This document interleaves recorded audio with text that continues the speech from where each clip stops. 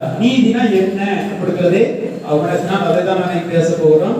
வழக்கமாக நம்ம பார்த்துருக்கோம். வாரத்தில் முதலாவது நாள் மகேதனியா மாதிரி அதில் பாருங்க, அவங்க 24:1 சொல்லப்படும் தாங்கள் ஆயத்தம் பண்ணின சகல தந்த வர்க்கங்களையும் அவங்க ஆயத்தம் பண்ணி, இப்போ இயேசுவை சிலுவையில அடித்த உடனே அவர் என்ன செய்றாங்க, அடக்கம் பண்ணிட்டாங்க. ஆனா 3ஆம் நாள் எழும்புவார் என்று சொல்லி இருக்கிறார். இது யாருமே என்ன செய்யல, நம்பல. அவரோடு கூட இருந்த சீசர்களும் நம்பல, யாருமே நம்பல. ஆனா இவங்க இந்த ஸ்திரீகள் எதற்காக வருகிறாங்கன்னா, அந்த யூத முறைப்படி அவங்க என்ன செய்றாங்க, 3ஆம் நாள் என்ன செய்வாங்கன்னா, அவங்க அந்த சரீரங்களுக்கு அந்த கந்த வர்க்கங்கள் எல்லாம் செய்வாங்க முறைப்படி. அதை செய்வதற்காக அந்த ஸ்திரீகள் அதிகாலையிலே அவங்களே தயார் பண்ணி என்ன செய்றாங்க, கொண்டு வராங்க. கொண்டு வரும் பொழுதுதான் அவங்களுக்குள்ளே நினைச்சுக்கிட்டு வர்றாங்க, கல்லை எப்படி பெரட்டுவது. நம்மளை போல மண்ணை போட்டு மூட மாட்டாங்க, அந்த கல்களை வெட்டி வச்சு கல்லை வச்சு மூடுவாங்க. எப்படி திறப்பதுன்னு அவங்க யோசிச்சு வரும் பொழுது அங்கே கல் திறந்திருக்கிறதை கண்டு ஆச்சரியப்படுறாங்க. அப்ப கூட அந்த ஸ்திரீகளுக்கு என்ன செய்யல, ஆண்டவர் சொன்னாரே அப்படிங்கிற ஒரு நினைப்பு வரல. 3ஆம் நாள் உயிர் தெழுவேன் என்று சொன்னாரே அப்படிங்கிற ஒரு நினைப்பு என்ன செய்யல, வரல. அப்படி அவங்க இருக்கும் பொழுது இங்க கல் திறக்கப்பட்டு அந்த தூதர்கள் இருந்து சொல்றாங்க, அந்த ஸ்திரீகள் பயப்பட்டு கல்லு எடுக்கப்பட்டிருக்கதை பார்த்து பயப்பட்டு, அந்த தூதர்களை பார்த்து பயப்பட்டு இருக்கிறதுலதான் சொல்றாங்க, அந்த ஸ்திரீகள் பயப்பட்டு தலை கவிழ்ந்து தரையை நோக்கி நிற்கையில் அந்த 2 பேரும் அவர்களை நோக்கி, உயிரோடு இருக்கிறவரை நீங்கள் மரித்தோரிடத்தில் தேடுகிறது என்ன? அல்லேலூயா. இந்த வசனத்தை நீங்க கொஞ்சம் பாருங்க. உயிரோடு இருக்கிறவரை நீங்கள் மரித்தோரிடத்திலே தேடுகிறது என்ன அப்படின்னு சொல்லுறாருன்னா, இயேசு யாரோடு இருப்பார் என்பதை நீங்க யோசித்து கொள்ளணும். யார் உயிரோடு இருக்கிறார், யார் மரித்தோர்கள் என்பதை நீங்கள் புரிந்து கொள்ளணும். இயேசு இந்த பூமியில இருக்கும் பொழுது ஒரு சீசன் வந்து கேட்பா, நான் என் தகப்பனை அடக்கமணிக்கு வாரேன் அப்படின்னு சொல்லும் பொழுது இயேசு சொல்லுவார், மரித்தோர்கள் அடக்கம் பண்ணட்டும் அப்படின்னு சொல்லுவார். மரித்தோர்கள் அடக்கம் பண்ணட்டும் அப்படின்னு சொல்லுவார். இங்க அந்த தூதர்கள் சொல்றாங்க, உயிரோடு இருக்கிறவரை மரித்தோரிடத்துல தேடுகிறது என்ன அப்படின்னு சொல்றார்.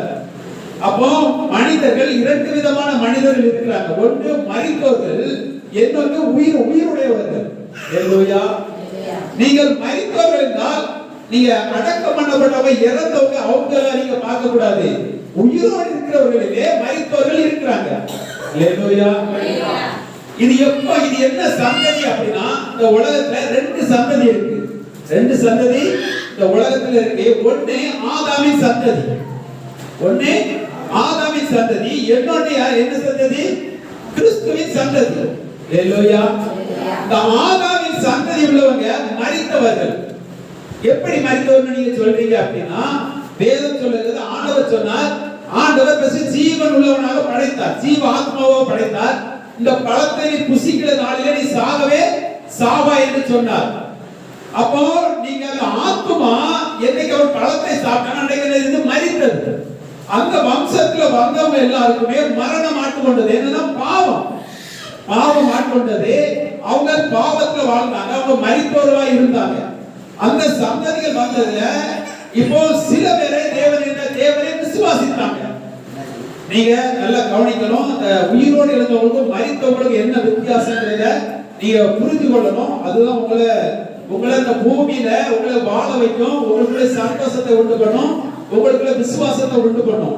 அதனால நீங்க கொஞ்சம் கவனிச்சீங்கன்னா அது உங்களுக்கு பிரயோஜனமாக இருக்கும். அப்ப அந்த ஆதாமின் சந்ததி இருக்கிறாங்க பாருங்க. இந்த ஆதாம் சந்ததிக்கு பாவம் இருக்குது, அவங்க மரித்தோரா இருக்கிறாங்க. மரித்தோர்னா தேவனோட அவங்களுக்கு உறவு இருக்காது, அவங்க மரித்தோரா இருக்கிறாங்க. கிறிஸ்து வரும் பொழுது கிறிஸ்து அந்த ஆதாமின் வம்சத்துல வரல. நல்லா புரிஞ்சுக்கணும், கிறிஸ்து ஆதாமின் வம்சத்துல வரல. அவர் பரிசுத்த ஆவியினால வருகிறார். பரிசுத்த ஆவியினால ஒரு கணவர் மனைவி பிறக்காம ஒரு கண்ணின் வயிற்றிலே நிழலிடுகிறார். அங்க கர்ப்பம் உண்டாகிறது. அங்கே அவர் குழந்தையை பிறந்து வளர்கிறார். அந்த ரத்தம் ஆதாமின் உறவுல வந்தது இல்லை. நல்லா புரிஞ்சுக்கணும். அல்லேலூயா. ஆதாமின் உறவுல வந்தது இல்ல, அது பரிசுத்தத்தின் ரத்தம். அந்த ரத்தத்தினால் மீட்கப்பட்டவங்க இருக்கிறாங்க பாருங்க, அவங்க உயிர் உள்ளவர்கள். அல்லேலூயா. இயேசு கிறிஸ்துவின் ரத்தத்தினாலே தான் நான் பிறக்கப்பட்டேன் என்று அவர்கள் மறுபடியும் பிறந்தவர்கள். இயேசு கிறிஸ்துவின் ரத்தத்தினால் பிறக்கப்பட்டவர்கள் சொல்றாங்க, இவங்க மறுபடியும் பிறந்தவர்கள். இவர்கள் ஜீவன் உள்ளவர்கள், இவர்கள் தேவன் உடையவர்கள். இவர்களுக்குள்ள என்ன இருக்கும்னா ஜீவன் இருக்கும். இவர்களுக்குள்ளதான் யார் இருப்பா? கிறிஸ்து இருப்பார். நம்மளதான் மரித்தோரிடத்தை தேடாதபடி அவர் உயிர் உள்ளவர், அவர் ஜீவனுடைய ஜீவன் உள்ளவருக்கு தேவன். அப்ப ஜீவன் உள்ளவர்கள் யார் என்றால் இயேசு. இன்றைக்கு இப்போ 3 வருஷம் இயேசுவோட சீசர்கள் இருந்திருக்காங்க.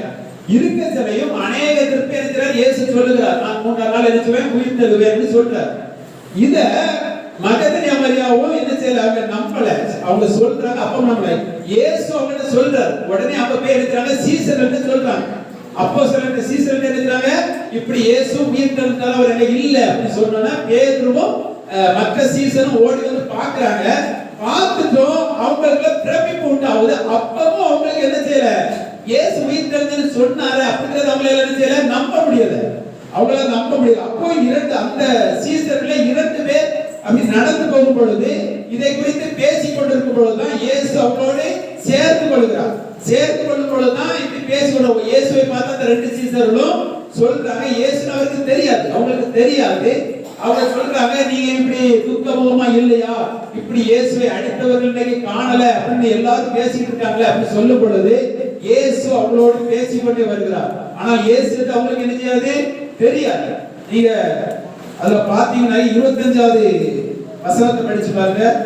அப்பொழுது அவர் அவர்களை நோக்கி, தீர்க்கதரிசிகள் சொன்ன யாவையும் விசுவாசிக்கிறதற்கு புத்தியில்லாத மந்தை இருதயமுள்ளவராய் இருக்கிறார்களே.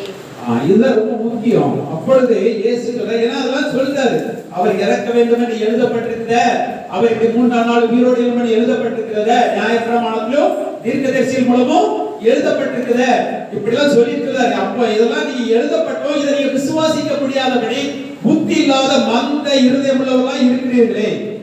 புத்தி இல்லாதபடிக்கு நான் இதை படிக்கும்போது எனக்குள்ள ஒரு நினைவு வந்தது. மத்தியோல சொல்லப்பட்டதும் புத்தியுள்ள ஸ்திரீகள், புத்தி இல்லாத ஸ்திரீகள், கன்னிகள் என்று சொல்லப்பட்டிருக்கும். 10 கன்னிகள் என்று சொல்லப்பட்டிருக்கும். இயேசு வரும்பொழுது அந்த 10 கன்னிகள் என்றால் ஆயத்தமானவர்கள் தான். ஆனால் 5 பேர் புத்தி உள்ளவர்கள், 5 பேர் புத்தி இல்லாதவர்கள். அந்த கன்னிகளா இருக்கிறார்கள், அவர் ஒரு பரிசுத்தவான் தான். ஆனா அவரோட பாதிரத்தை என்னது இல்ல? புத்தி இல்ல. அது என்ன புத்தி இல்லனா, அவரை குறித்து எழுதப்பட்டதை அவர்களால் விசுவாசிக்க முடியாதபடிக்கு இருக்குது. நீங்க எத்தனை பேர் சொல்ல முடியும் இயேசு என்னை பரிசுத்தமாக்கிட்டார்னு? அதை நம்பி நான் ஒரு பரிசுத்தவான் எத்தனை பேர் சொல்ல முடியும்? எத்தனை கிறிஸ்தவன் சொல்ல முடியும்? என்ன அவர் நீதிமான மாற்றிருக்காரு எத்தனை கிறிஸ்தவன் சொல்ல முடியும்? ஊழியர்களே சொல்ல முடியாது. ஏன்னா அந்த வசனத்தை அவங்களால் ஏற்றுக்கொள்ள முடியாதபடிக்கு அவள் இருதயம் கடினப்பட்டிருக்கிறது.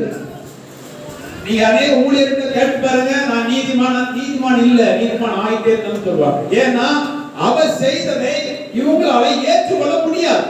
நீங்க அநேகருடைய இதுதான் வேதம் சொல்லுது, புத்தி இல்லாத மந்த இருதயம் உள்ளவர்கள், புத்தி இல்லாத மந்த இருதயம் உள்ளவர்கள். ஏன்னா அந்த சீசர்களுக்கு இயேசுவும் சொல்லி இருக்கிறாரு, தீர்க்க தரிசனத்துல சொல்லப்பட்டிருக்கிறது, நியாயப்பிரமாணத்துல சொல்லப்பட்டிருக்கிறது, இப்படி ஒரு மேசியா வருவார், நம்மளை எல்லாம் மீட்பார், அவர் மரிப்பார், அதனால உயிரோடு எழுப்புவார், இப்படி எல்லாம் எல்லாத்தையும் சொல்லப்பட்டது. அவங்க வாரம் படிப்பாங்க. இதெல்லாம் படிச்சோம், இயேசு உயிர் தெழுந்ததை குறித்து அவங்களால என்ன செய்யல? விசுவாசிக்க முடியல. ஏன்னா அவங்களால ஏற்றுக்கொள்ளக்கூடிய இருதயம் இல்ல. அன்றைக்கு மட்டுமல்ல, இன்றைக்கும் என்ன செய்யல? ஏற்றுக்கொள்ள முடியாத மந்த இருதயம் உள்ளதாக அநேகம் இருக்குது. இதனாலதான் நாம் இன்றைக்கும் இயேசு எல்லாம் செய்தும் இன்றைக்கும் நாம் வேதனைப்பட்டு கொண்டிருக்கிறதுக்கு காரணம் என்ன அப்படின்னா, நாம் அதை ஏற்றுக்கொள்ள முடியாதபடி இருக்கிறோம். இயேசு இங்க கடினமாக பேசுறார். சீசர்களை இயேசு சில நேரத்துல கடினமாய் பேசுவார். அதுக்கு என்ன ஒரே ஒரு காரணம், அவங்க அவிசுவாசமா இருக்கும் பொழுதுதான். நீங்க ஒரு வசனத்தை பாருங்க,